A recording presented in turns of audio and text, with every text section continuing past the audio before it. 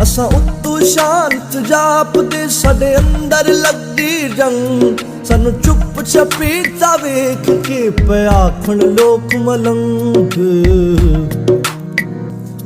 असा खुब्बे गम देखो बड़े साडे लंबे हो गए केस पाताने बाणे सोच दे असा बुनदे रहंदे केस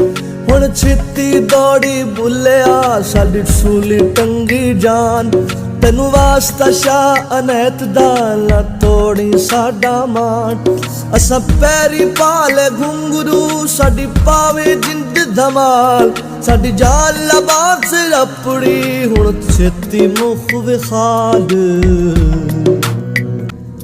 साडे सिर ते सूरज हाड़दा साडे अंदर सीत सियाल बन छाहण चेतर रुख दी साडे अंदर भांभड़ बाल